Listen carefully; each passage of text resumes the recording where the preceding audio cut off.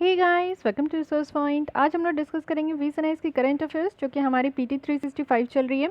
तो काफ़ी topic complete हो गई है। एक बार आप लोग इंडेक्स देख लो तो आइडिया बन जाएगी कि कितनी टॉपिक यहाँ पे कंप्लीट हो गई है और अभी हम लोग क्या क्या टॉपिक कंप्लीट करनी है। तो देख रहे थे इंफ्रास्ट्रक्चर सेक्टर में लॉजिस्टिक्स सेक्टर तक हमने कंप्लीट कर लिया था। आज स्टार्ट करेंगे रोडवेज़ के साथ। देन यहाँ पे रेलवेज़ है, पोर्ट्स एंड शिपिंग है। उसके बाद एनर्जी सेक्टर आएगी हमारी और फिर यहाँ पे एक मिसलेनियस टॉपिक है। तो ज़्यादा टॉपिक अब बची नहीं है, उसके बाद ये मैगज़ीन एंड हो जाएगी। तो पीटी 365 की भी आपको लेसन देखने को मिलेगी, साथ ही साथ आपका जो मंथली मैगज़ीन चल रही है डिस्कशन वो भी आपकी कंटिन्यू रहेगी। तो चलिए स्टार्ट करते हैं हम लोग अपनी आज के लेसन। तो स्टार्ट करते हैं फर्स्ट आर्टिकल के साथ जो कि है model concession agreement for BOT model. तो चलिए यहाँ पे आपको बहुत तरीके के मॉडल के बारे में पता चलेगा। बेसिकली आप देखो कि 3 मॉडल होते हैं, बॉट होते हैं, उसके बाद ईपीसी है एंड एक हम मॉडल चलता है। तो तीनों के बारे में डिफरेंस पता चलेगा। रिसेंटली आप देखो कि ये टॉपिक न्यूज़ में क्यों है, क्योंकि इंटर मिनिस्ट्रियल ग्रुप उनके द्वारा कुछ चेंजेस अप्रूव किया गया है मॉडल कंसेशन एग्रीमेंट में, जो कि यहाँ पे जितनी भी प्राइवेटली ओन्ड हाईवेज बनाई जा रही है ना, तो उसके लिए ये एग्रीमेंट का आपका इस्तेमाल किया जाएगा। और ये जो प्राइवेटली यानी कि प्राइवेट सेक्टर्स के द्वारा फंड किया गया है और वो हाईवे जो बनाई जा रही है वो भी बॉट मॉडल पर, तो इसको हम लोग देखने वाले हैं।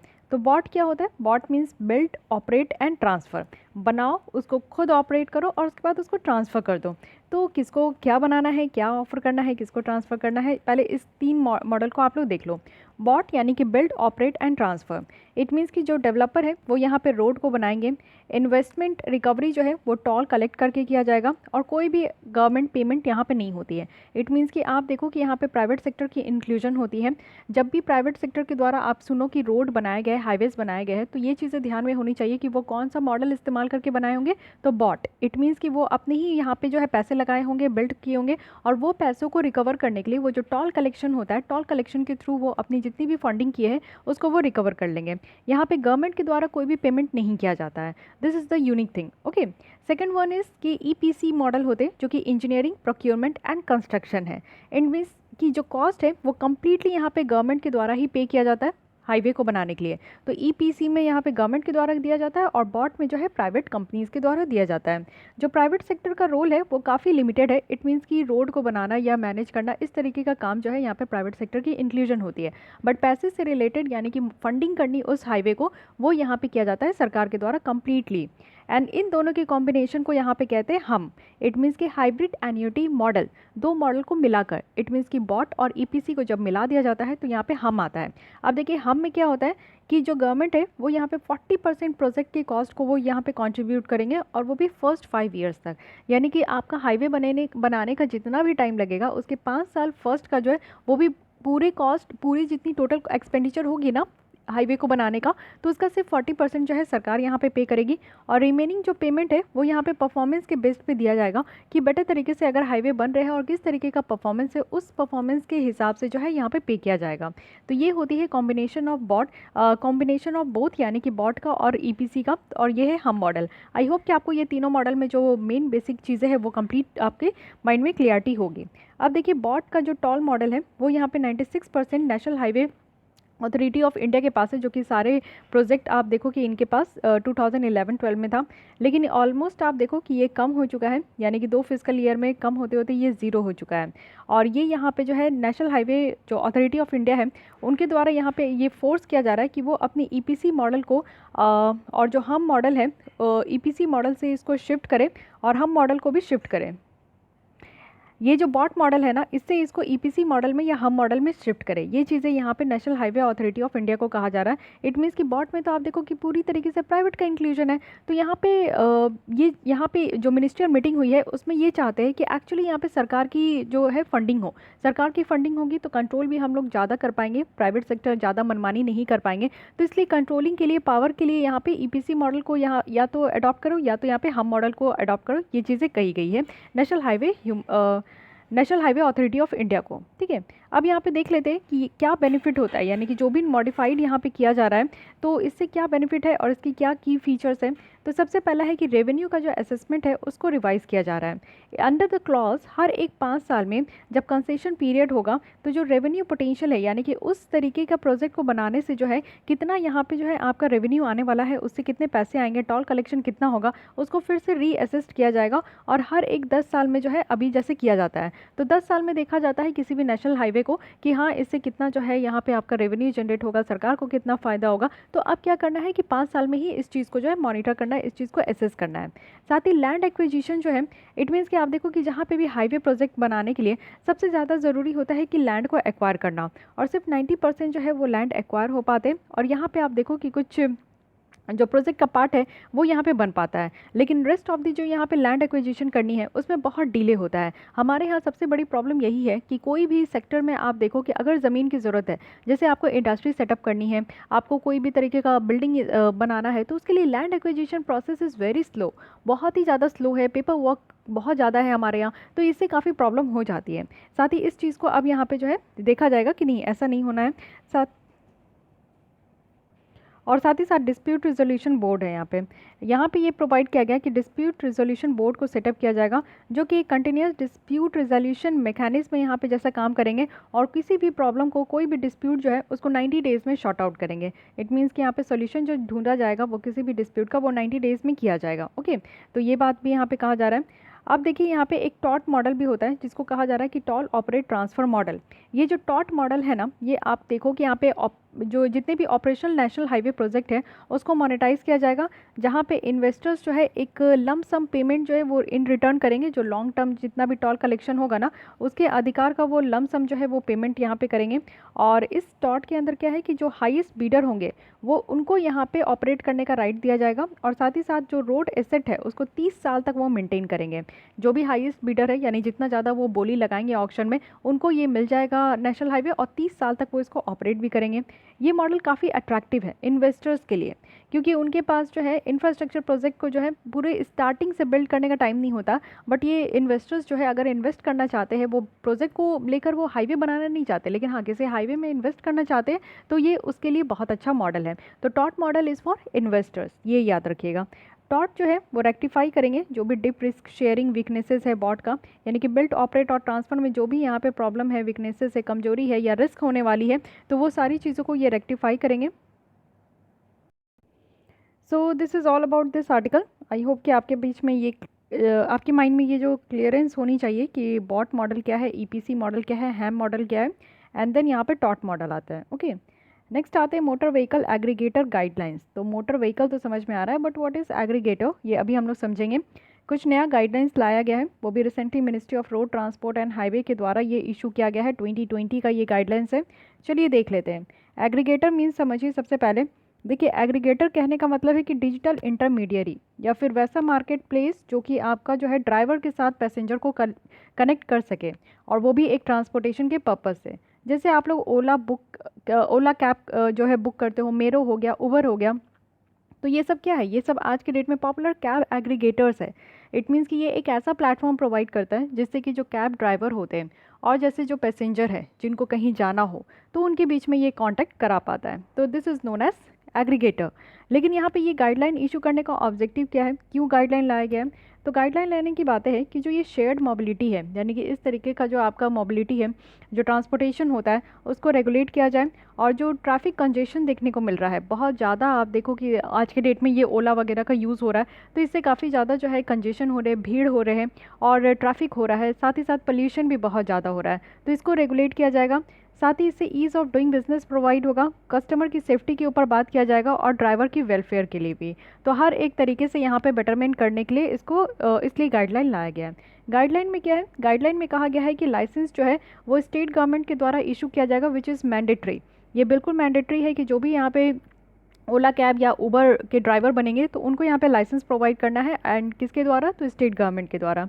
ये जो एग्रीगेटर को रेगुलेट करने के लिए ये जो गाइडलाइन है ये सेंट्रल गवर्नमेंट के द्वारा स्पेसिफाई किया जाएगा, लेकिन उसको फॉलो करना है स्टेट गवर्नमेंट के द्वारा। यानी कि गाइडलाइन तो बनाकर यहाँ पे दिए है सेंट्रल गवर्नमेंट, बट हर एक राज्य के राज्य सरकार को इसको फॉलो करना है। गाइडलाइन जो है इसमें क्या है कि एक रेगुलेटरी फ्रेमवर्क होना चाहिए एग्रीगेटर्स का, वो भी स्टेट गवर्नमेंट के द्वारा, जिससे कि एग्रीगेटर्स अकाउंटेबल हो और रिस्पॉन्सिबल हो। इट मीन्स कि जो भी उनके द्वारा काम किया जा रहा है एग्रीगेटर, जो भी ओला कैब के यहाँ पे जो भी ड्राइवर वगैरह है, तो वो एक अकाउंटेबल होना चाहिए। ऐसा नहीं है, कई बार आप देखते हो कि अनहोनी भी देखने को मिलता है, बहुत सारे ऐसे स्टोरीज सुनने को मिलते हैं जो कि नहीं होनी चाहिए।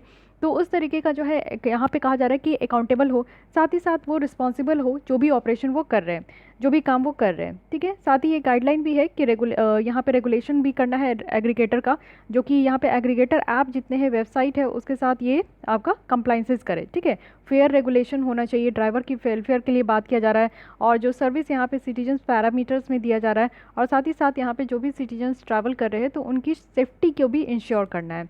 सो ये सारे गाइडलाइंस हैं यहाँ पे। नेक्स्ट आते हैं national highway authority of India के बारे में। तो ये देखिए काफ़ी न्यूज़ में भी है। तो recently national highway authority of India जो है वो सेबी के साथ मिलकर एक एप्लीकेशन फाइल किया है, वो भी 19 ऑब्जेक्ट के लिए ऑफर किया गया है यहाँ पे कितना, तो 35,000 करोड़, और वो भी एक इनविट मॉडल है। तो इनविट मॉडल देखेंगे कि है क्या, इसके तहत जो है national highway authority of India के द्वारा यहाँ पे 19 प्रोजेक्ट के लिए 35,000 करोड़ जो है वो यहाँ पे प्लान किया गया है। यूनियन कैबिनेट जो है 2019 में ही यहाँ पे अप्रूव किए थे national highway authority of India को कि वो इनविट को सेटअप कर सकते हैं, और किस कानून के तहत, तो इंडियन ट्रस्ट एक्ट 1882 के तहत। ठीक है, इनविट क्या है, इनविट एक इन्वेस्टमेंट स्कीम है जो कि म्यूचुअल फंड जैसा है, और इन्वेस्टमेंट यहाँ पे अलाउ किया जा रहा है दोनों की तरफ से, इंडिविजुअल भी हो सकते हैं और साथ ही कोई इंस्टीट्यूशनल इन्वेस्टर्स भी हो सकते हैं। और जो इन्वेस्टमेंट करना है वो यहाँ पे इंफ्रास्ट्रक्चर प्रोजेक्ट के लिए इन्वेस्टमेंट करने के लिए ये एक स्कीम लाया गया था। इससे क्या होगा ना कि ये तो आप देखो कि ये एक स्कीम गवर्नमेंट का प्लान है कि कोई भी ऑल्टरनेटिव सोर्स होना चाहिए जहाँ पे हमारे जो इंफ्रास्ट्रक्चर प्रोजेक्ट है जिसमें फंडिंग की बहुत ज़्यादा प्रॉब्लम होती है, तो एटलीस्ट उस इंफ्रास्ट्रक्चर प्रोजेक्ट को फंडिंग मिल सके। साथ ही इससे बेनिफिट क्या है, तो बेनिफिट यहाँ पे ये है कि इन्वेस्टमेंट जो है वो मोर अट्रैक्टिव होगा, ज़्यादा से ज़्यादा इन्वेस्टमेंट आ पाएंगे, ग्रेटर फ्लेक्सिबिलिटी यहाँ पे दिया गया है। साथ ही आप देखो कि स्पेशलाइज्ड जो ऑपरेशन एंड मेंटेनेंस है वो भी यहाँ पे जनरेट हो पाएगा। इनविट की बात करें तो ये नेशनल हाईवे अथॉरिटी जो इंडिया है वो फर्स्ट एसेट मोनेटाइजेशन मॉडल है। जब से इससे पहले प्रोजेक्ट जब आया था ना, टॉट मॉडल जब आया था, यानी कि ये भी आपका इन्वेस्टमेंट, अभी हमने देखा कि टॉट मॉडल ऐसा है कि नेशनल हाईवे बनाने के लिए इन्वेस्टमेंट करने की अगर ज़रूरत है तो इन्वेस्टर्स को अट्रैक्ट कर सकते हैं। लेकिन इसके बाद आप देखो कि अभी क्या आया है, इनविट स्कीम है। तो बोथ आर सेम है, बट इनविट स्कीम क्या है कि म्यूचुअल फंड जैसा है कि बेसिकली यहाँ पे इंडिविजुअल को भी अलाउ किया गया है, और कोई इंस्टीट्यूशनल इन्वेस्टर्स भी है वो भी इन्वेस्ट कर सकते हैं इंफ्रास्ट्रक्चर प्रोजेक्ट में। National highway authority of India के बारे में कुछ बेसिक चीज़ें समझिए। इसको बनाया गया है एक्ट ऑफ पार्लियामेंट, यानी कि पार्लियामेंट में कानून को पास करके इसको इस बॉडी को फॉर्म किया गया है 1988 में, बट ये ऑपरेशन अपना काम स्टार्ट किए थे 1995 से। National highway authority of India के बारे में बात करें तो ये सेंट्रल अथॉरिटी जैसा इनको सेटअप किया गया, जिससे कि जितने भी नेशनल हाईवे हैं हमारे देश में उनको डेवलप किया जाता है, मेंटेन किया जाता है और मैनेज किया जाता है। और ये जो अथॉरिटी है इसमें फुल टाइम चेयरमैन होते हैं, और not more than 5 full time member हो, यानी कि यहाँ पे 5 जो है इससे ज़्यादा फुल टाइम मेंबर नहीं होने चाहिए। 4 यहाँ पे पार्ट टाइम मेंबर होने चाहिए, जो कि अपॉइंट करेंगे तो सेंट्रल गवर्नमेंट करेंगे। तो ये भी चीज़ें याद रखना है, आपका ऑप्शन में स्टेट गवर्नमेंट दे दिया जाएगा, या फिर ये भी बोल दिया जाएगा कि national highway authority of India को यहाँ पे स्टेट लेजिस्लेचर के कानून के द्वारा यहाँ पे बनाया गया, तो ये भी गलत है। ये नेशनल हाईवे है, यानी कि आप देख सकते हो कि देश की बातें की जा रही है, पूरी कंट्री लेवल पे बात की जा रही है, तो ये ज़रूर यहाँ पे संसद के द्वारा ही पास किया गया होगा। और यहाँ पे जो भी चेयरमैन होंगे, मेंबर होंगे, वो सब किसके द्वारा अपॉइंट होकर आएंगे, तो सेंट्रल गवर्नमेंट के द्वारा अपॉइंट होकर आएंगे। So these are the basic things जो कि आपको याद रखनी है। नेक्स्ट आते हैं यहाँ पे national highway authority of India के द्वारा एक प्लेटफॉर्म लॉन्च किया गया है जो कि है बिग डेटा एनालिटिक प्लेटफॉर्म, जिसका नाम है data lake and project management software. सबसे पहली क्वेश्चन आपसे यही बन जाएगी कि data lake and project management software ये आपका किसके द्वारा लॉन्च किया गया है, तो ये national highway authority of India के द्वारा लॉन्च किया गया है, और ये फर्स्ट कंस्ट्रक्शन सेक्टर ऑर्गेनाइजेशन है जो कि पूरी तरीके से फुल्ली डिजिटल है। अब यहाँ पे सारा काम आपको देखने को मिलेगा, इट मीन्स कि पेपर वर्क और साथ ही साथ जो एनालाइज करना या फिर यहाँ पे एसेस करना, ये सारी चीज़ें आप देखो कि यहाँ पे सारे डेटा ऑनलाइन भी आपका प्रोवाइड किया जाता है। सारे जो प्रोजेक्ट डॉक्यूमेंटेशन है, कॉन्ट्रैक्चुअल डिसीजन है, अप्रूवल है, ये सब यहाँ पे पोर्टल के थ्रू ही सिर्फ होता है। तो ये बहुत बड़ी बात है। इससे क्या होगा, काफ़ी बेनिफिट होगा, यानी कि कोई भी प्रोजेक्ट को अब यहाँ पे डिले नहीं देखने को मिलेगा, पेपर वर्क बहुत कम होगा, डिसीजन मेकिंग बहुत जल्दी होगी, कोई यहाँ पे मिसिंग रिकॉर्ड के बारे में कोई क्वेश्चन नहीं होगा, यानी कि पेन पेपर में आप देखते हो कई फाइलें मिसिंग हो जाती है तो काफ़ी प्रॉब्लम अराइजेज हो जाती है, बट उस तरीके का क्वेश्चन आपको देखने को नहीं मिलेगा। और ऑनलाइन का सबसे बड़ा फ़ायदा यही होता है कि work from anywhere any time, कहीं से भी काम कर सकते हैं, कभी भी काम कर सकते हैं। और इससे क्या होता है कि ट्रांसपेरेंसी इन्हांस होता है, पारदर्शिता मेंटेन रहती है, जो भी काम करते हैं लोग यहाँ पे दिखता है। तो this is all about national highway. अब आते हैं रेलवे में। तो रेलवे में क्या क्या नया कुछ किया गया है उसके बारे में देख लेते हैं। सबसे महत्वपूर्ण बातें हैं डेडिकेटेड फ्रेट कॉरिडोर। ये टॉपिक आपका बहुत ज़्यादा इंपॉर्टेंट है, very very important. Prime minister ji के द्वारा आप देखो कि नए यहाँ पे इनॉग्रेट किया गया है, न्यू भरतपुर से लेकर न्यू आपका खुर्जा सेक्शन है, और ऑपरेशनल कंट्रोल जो है वो यहाँ पे ईस्टर्न डेडिकेटेड फ्रेट कॉरिडोर के पास है। डेडिकेटेड फ्रेट कॉरिडोर कहने का मतलब है कि एक ऐसा रास्ता बनाना, एक ऐसा कॉरिडोर बनाना, गलियारा बनाना जो कि माल गाड़ी के लिए ही डेडिकेटेड हो। इस ट्रैक से आपके पैसेंजर ट्रेन नहीं जाएंगे, कोई फास्ट ट्रेन नहीं जाएगा, कोई भी तरीके का बुलेट ट्रेन पास नहीं होगा, मेट्रो ट्रेन पास नहीं होगी। ओके, तो वैसे भी उन सबकी रूट अलग होती है। तो ये डेडिकेटेड यहाँ पे बनाया जा रहा है। तो आप देखो कि हमारे पूरे देश में डेडिकेटेड बनाई जा रही है, जिससे कि हमारे यहाँ जो फ्रेट कॉरिडोर है और फ्रेट जो यहाँ पे आपकी ट्रेन है वो ज़्यादा से ज़्यादा जल्दी टाइम पे पहुँच सके।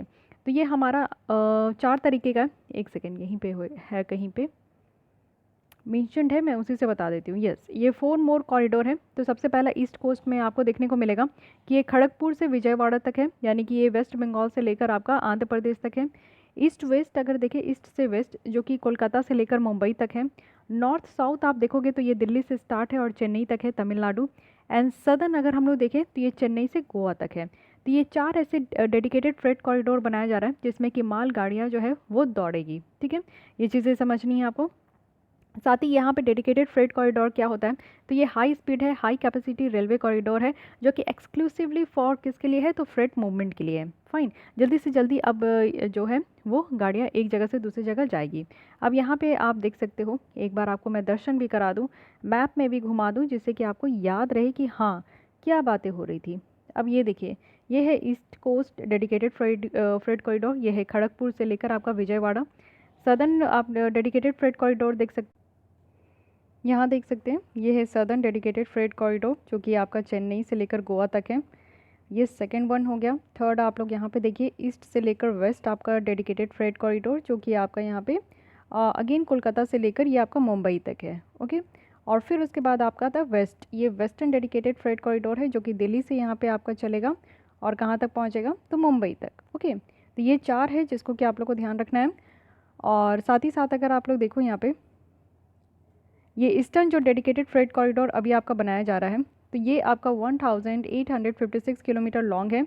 ये सैनेवाल जो कि पंजाब से लेकर आपका वेस्ट बंगाल में है, डबल इलेक्ट्रीफाइड ट्रैक है ये, और ये 6 स्टेट से होकर आपका रन करेगा।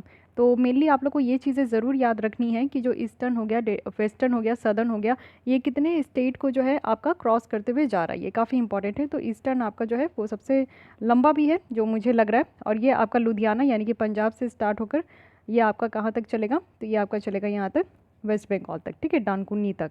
ये जो कॉरिडोर है इसमें नंबर ऑफ़ ट्रैफिक स्ट्रीम्स को भी यहाँ पे कैटर किया जाएगा। जैसे पावर प्लांट के लिए कोल भी यहाँ पे आपका जाएगा, जो कि नदर्न रीजन में देखें तो यूपी, दिल्ली, हरियाणा, पंजाब और कुछ राजस्थान के पार्ट्स में भी देखने को मिलेगा। फिनिश्ड स्टील को यहाँ पे पहुँचाएगा, फूड ग्रेन्स होंगे, सीमेंट होंगे, फर्टिलाइज़र होंगे, लाइम स्टोन जो कि आपका राजस्थान से लेकर जो है जो स्टील प्लांट है ईस्ट में, ये सारी चीज़ें जो है इस डेडिकेटेड फ्रेट कॉरिडोर से जाएगी। और जितने भी जनरल गुड्स है, जो सामान होते हैं, उसका यहाँ पे ट्रांसपोर्टेशन होगा। साथ ही इसमें ये भी प्रपोज किया गया है कि लॉजिस्टिक पार्क को भी डेवलप करनी है। यूपी में कानपुर में होगा और पंजाब के लुधियाना में लॉजिस्टिक पार्क बनानी है, जिसमें कि आपके ह्यूज नंबर पे जो सामान वगैरह आपका इंपोर्ट एक्सपोर्ट करने के टाइम में जो आपका स्टोर किया जाता है, वो चीज़ें बेटर तरीके से हो पाएगी। वहीं अगर वेस्टर्न डेडिकेटेड अगर फ्रेट कॉरिडोर की बात करें तो यहाँ पे एनसीआर वाले रीजन से ये मुंबई तक लिंक होगा, और ये भी आपका 6 स्टेट तक ही है। तो वेस्टर्न हो ईस्टर्न हो, दोनों 6 स्टेट तक है। ठीक है, और इसको जो ज्वाइन किया जाएगा, यानी कि ईस्टर्न और वेस्टर्न कॉरिडोर जो मीट होंगे वो दादरी में होंगे, तो इसको भी ध्यान रखना है। साथ ही यहाँ पे भी सेटअप किया गया है लॉजिस्टिक पार्क, जो कि मुंबई एरिया में होगा, गुजरात में होगा, जयपुर में होगा और दिल्ली के एनसीआर वाले रीजन में होगा। रेलवे का प्लान है कि nearly 4000 kilometre dedicated freight corridor को यहाँ पे कनेक्ट करना है जितनी भी इंडस्ट्रियल एरिया है हमारी ईस्टर्न और western part of the country में। साथ ही सदर्न इंडिया जो है वो मेजर पोर्ट है उड़ीसा में और आंध्र प्रदेश में। ये सारे जो डेडिकेटेड फ्रेट कॉरिडोर है इसमें आप देखो जो ईस्ट कोस्ट कॉरिडोर है वो आपका वेस्ट बंगाल से लेकर आंध्र प्रदेश तक है। ईस्ट वेस्ट जो कॉरिडोर है इसमें आपका लंबा रूट देखने को मिलेगा, ये कोलकाता से लेकर वेस्ट बंगाल तक है, सॉरी कोलकाता से लेकर ये आपका जो है मुंबई तक भी देखने को मिलेगा ईस्ट वेस्ट कॉरिडोर। और साथ ही नॉर्थ साउथ कॉरिडोर अगर हम लोग देखें तो ये विजयवाड़ा से लेकर आपका जो है चेन्नई तक है। ओके, विजयवाड़ा नागपुर इटारसी है। अच्छा, ये नॉर्थ साउथ सब कॉरिडोर ये बताया जा रहा है, ये छोटी सी कॉरिडोर है जो कि बीच में, लेकिन ऊपर से आपका जो है ये दिल्ली से लेकर चेन्नई तक है। Fine. Dedicated freight corridor corporation of India limited है जो कि रिस्पॉन्सिबल है ये चारों डेडिकेटेड फ्रेट कॉरिडोर को डेवलप करने के लिए। तो मेनली आप लोग को इसके बारे में पता होना चाहिए। ये आपका कंपनी है, जैसे जिसमें भी आपको लिमिटेड देखने को मिलता है, प्राइवेट लिमिटेड या फिर लिमिटेड देखने को मिलता है, वो कंपनीज एक्ट के अंदर रजिस्टर्ड होते हैं। कंपनीज एक्ट जो कि 2006 में ही इसको रजिस्टर किया गया था। और ये जितने भी डेडिकेटेड फ्रेट कॉरिडोर है उसकी प्लानिंग करते हैं, डेवलपमेंट करते हैं, फिनेंशियल रिसोर्सेज की जो भी मोबिलाइजेशन करनी है वो करते हैं, कंस्ट्रक्शन मेंटेनेंस का काम भी यही देखते हैं। ये डेडिकेटेड एजेंसी है जो कि यहाँ पे काम करेंगे और इनका मिशन है यहाँ पे कि कॉरिडोर बनाना जो कि पूरी अच्छी तरीके से टेक्नोलॉजी से लैस हो, और साथ ही साथ एक मल्टी मॉडल लॉजिस्टिक पार्क को यहाँ पे सेटअप करना, और गवर्नमेंट की जो भी इनिशिएटिव है इकोलॉजिकल सस्टेनेबिलिटी इस इनिशिएटिव को यहाँ पे अचीव करना। So these are the motives and missions of dedicated freight corridor corporation of India limited. और आई होप कि आपको ये आर्टिकल समझ में आया होगा। न्यू यहाँ पे फिर से ओपन हुआ है तो इसलिए थोड़ा बहुत आप लोग देख लीजिएगा। और क्या है ये डेडिकेटेड फ्रेट कॉरिडोर, तो काफ़ी इंपॉर्टेंट है।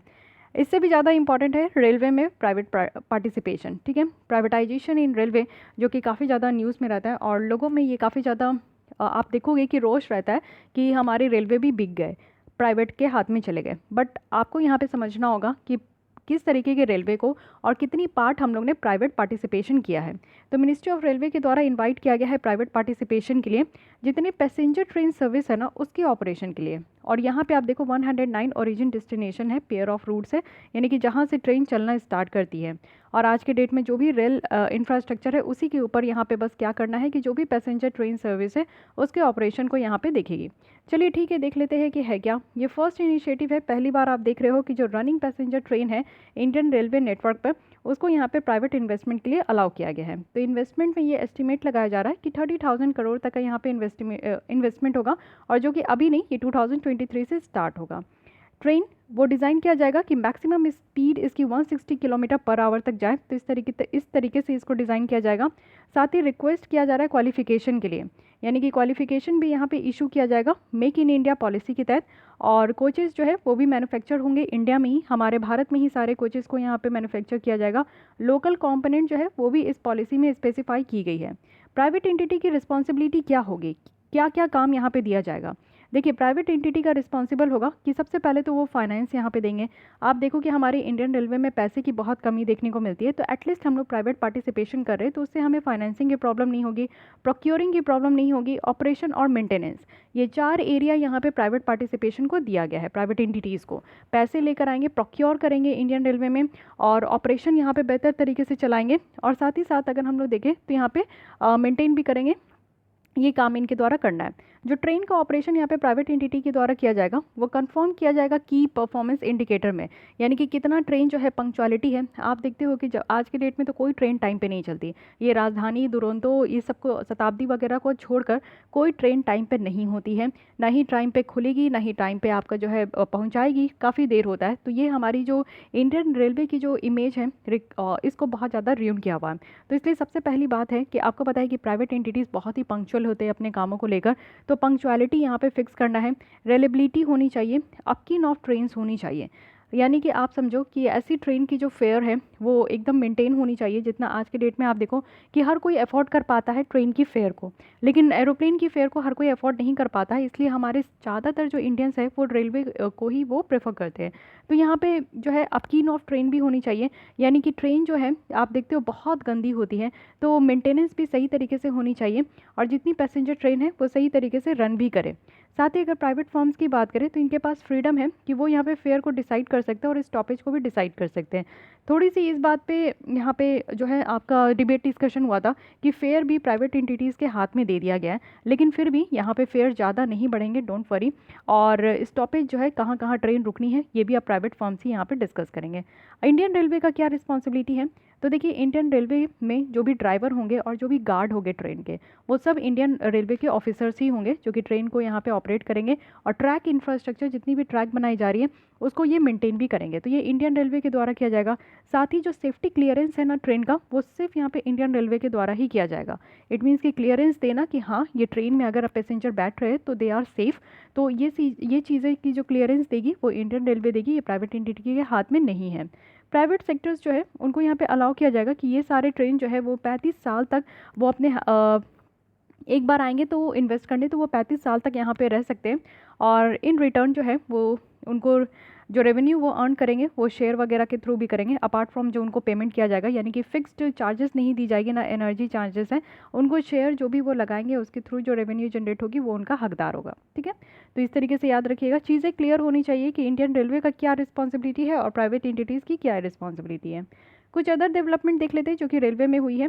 तो सबसे पहले नेशनल रेल प्लान बनाया गया है और ये नेशनल रेल प्लान को ड्राफ्ट किया गया है जिससे कि आप देखो कि कैपेसिटी कांस्टेंट और जो मॉडल शेयर है रेलवे और बिजनेस का वो कई बार इंप्रूव करने की बात की जाती है, तो it may be improve from this plan. और की हाईलाइट क्या है कि विज़न 2024 है जिसको लॉन्च किया गया है, जिसमें कि आप देखो कि काफ़ी क्रिटिकल प्रोजेक्ट है, जैसे कि 100% इलेक्ट्रिफिकेशन करनी है 2024 तक। तो इस चीज़ों को यहाँ पे रखा गया है कि 100% इलेक्ट्रिफिकेशन करनी है हमारे इंडियन रेलवे में, तो विज़न 2024 लाया गया है। साथ ही अगर आप देखो कि जो स्पीड है उसको अपग्रेड किया जाएगा, जितनी भी लोकल ट्रेन है, पैसेंजर ट्रेन है, वो काफ़ी स्लो स्पीड में रन करती है, तो स्पीड को अपग्रेड करने की बात की जा रही है। साथ ही जो कंजेस्टेड यहाँ पे रूट है, यानी कि कई बार आप देखते हो कि कई ट्रेन है उसको कई लंबे समय तक भी जो है हॉल्ट कराया जाता है, क्योंकि एक ही जगह से आप देखो एक ही ट्रैक से 2-3 ट्रेन को गुजरना होता है, तो इसको कहते हैं कंजेस्टेड रूट है, तो इस पर भी ध्यान दिया जाएगा। फ्यूचर प्रोजेक्ट के अगर बारे में बात करें तो यहाँ पे फ्यूचर प्रोजेक्ट है उसको भी देखा जा रहा है कि क्लियर कट टाइम यहाँ पे टाइमलाइन दिया जाएगा कि कब तक इसको इम्प्लीमेंट करना है, तो इसके बारे में भी यहाँ पे बात की जा रही है। ये सारी प्लान है।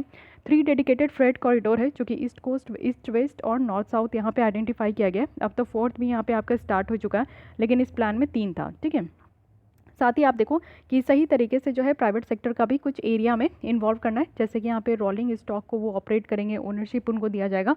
सो ये सारा काम भी इस प्लान के अंदर है। सेकंड है कि यहाँ पे ग्रीन रेलवे बनानी है 2030 तक, तो मिनिस्ट्री ऑफ रेलवे के द्वारा ये एम रखा गया है कि जो इंडियन रेलवे है उनको ग्रीन रेलवे यहाँ पे ट्रांसफॉर्म करना है, यानी कि नेट जीरो जो कार्बन इमिशन है उस चीज़ को अचीव किया जाएगा। इंडियन रेलवे के द्वारा काफ़ी ज़्यादा इनिशिएटिव भी लिया जा रहा है, यानी कि सारे रूट को जो है ना वो आपका इलेक्ट्रिफिकेशन किया जाएगा दिसंबर 2023 तक।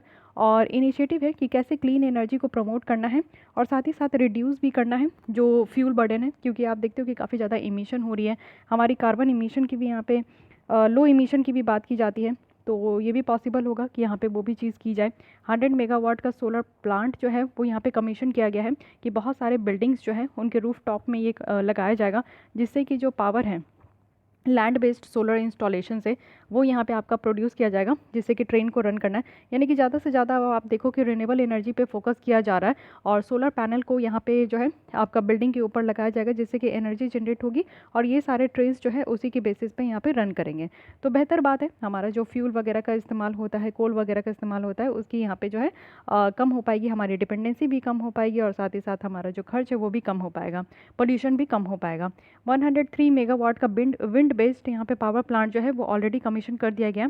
सो ये सारे यहाँ पे प्लान हैं।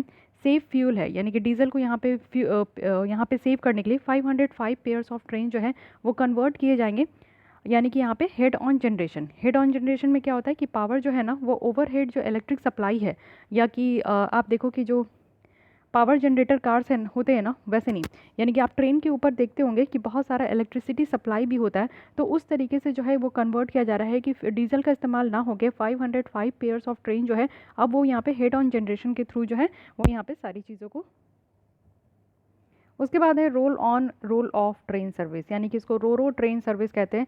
ये आप बेटर तरीके से समझ पाओगे। जैसे आज के डेट में आप देख रहे हो कि ऑक्सीजन जो टैंक है, क्रायोजेनिक जो टैंक हो रहे हैं, उसको यहाँ पे रो रो सर्विस के थ्रू जो है हर एक स्टेट में पहुँचाया जा रहा है।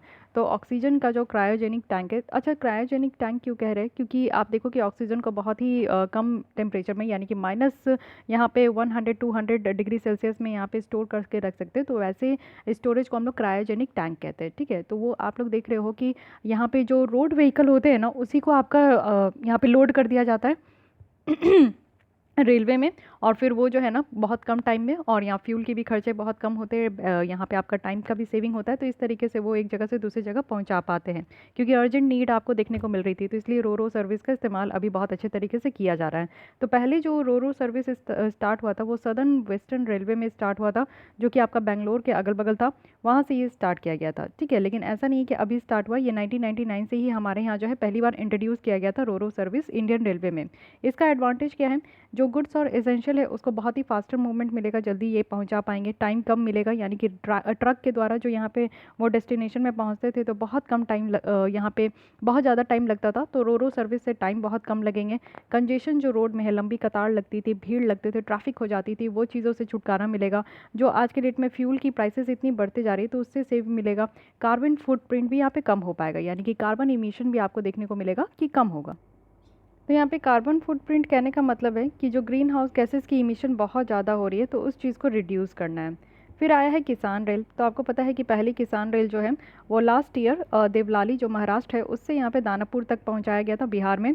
और किसान रेल को यहाँ पे लॉन्च किया गया है अभी कहाँ, अनंतपुर से लेकर न्यू दिल्ली में। ये साउथ इंडिया का फर्स्ट है, लेकिन इंडिया का सेकंड है, क्योंकि इंडिया का पहला कहाँ था, देवलाली से यहाँ पे बिहार के दानापुर में। और साउथ इंडिया का फर्स्ट है जो कि अनंतपुर से न्यू दिल्ली में ये किसान रेल चला है। किसान रेल मेनली आप देखो कि यहाँ पे फार्मिंग सेक्टर को प्रायोरिटी देने के लिए है, और जितनी भी पेरिशेबल एग्रीकल्चर प्रोडक्ट है उसको उसके ट्रांसपोर्टेशन को फैसिलिटेट करने के लिए। पेरिशेबल कहने का मतलब है कि वैसे एग्रीकल्चर प्रोडक्ट जो कि ऐसे क्रॉप है जो कि आपका ख़राब हो जाते हैं। जैसे आप देखो कि ज़्यादा दिन तक जो सब्जियां आपकी नहीं रख सकते हैं, वो बाहर रखने से, कोल्ड स्टोरेज में नहीं रखने से अगर वो ख़राब हो जाते हैं तो उसे पेरिशेबल कहते हैं। तो उस तरीके के पेरिशेबल एग्रीकल्चर प्रोडक्ट को यहाँ पे ट्रांसपोर्ट करने के लिए फैसिलिटेट किया गया है। फिर है स्पेशल पार्सल ट्रेन है। ये फर्स्ट टाइम ऐसा है इंडियन रेलवे में जो कि यहाँ पे स्पेशल पार्सल ट्रेन को कंट्री के बियॉन्ड भी यहाँ पे ले जाया गया है। ये आप देखो कि ड्राई चिली को गुंटूर डिस्ट्रिक्ट जो आंध्र प्रदेश है उससे यहाँ पे बांग्लादेश तक भी पहुँचाया गया है।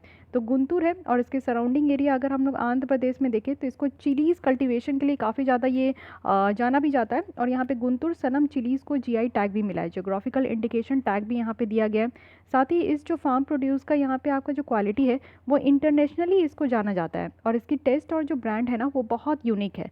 तो इस चीज़ को याद रखिएगा कि स्पेशल पार्सल ट्रेन भी है। इट मीन्स कि हमारे गुंटूर से लेकर, जो गुंटूर आपका चिली के लिए फेमस है, वो आंध्र प्रदेश से लेकर कहाँ गया, तो वेनापोल जो कि बांग्लादेश में। So it is again very very important. देखिए जो भी चीज़ पहली बार होती है और इकोनॉमिक पॉइंट ऑफ व्यू से जो होती है तो वो काफ़ी इंपॉर्टेंट हो जाता है हमारा एग्ज़ाम पॉइंट ऑफ व्यू से। ओके सो गाइज आज के लिए बस इतनी ही रखते। पोर्ट और शिपिंग के लिए हम लोग नेक्स्ट देखेंगे, और काफ़ी न्यू चीज़ें भी यहाँ पे लाई गई है तो वो सारी चीज़ों को हम लोग यहाँ पे डिस्कस करेंगे। ओके सो नेक्स्ट लेसन में हम लोग स्टार्ट करेंगे यहाँ से। आज के लिए बस इतना ही। अगर आपको ये लेसन अच्छी लग रही है तो लाइक कीजिए, अपने दोस्तों के साथ भी शेयर कर सकते हैं। कोई डाउट कोई सजेशंस है तो आप कमेंट कीजिए, एंड मेक श्योर कि आपने हमारे चैनल को सब्सक्राइब कर लिया। मिलते हैं कल हम लोग इसी टाइम पे। आज के लिए बस इतना ही। Thank you.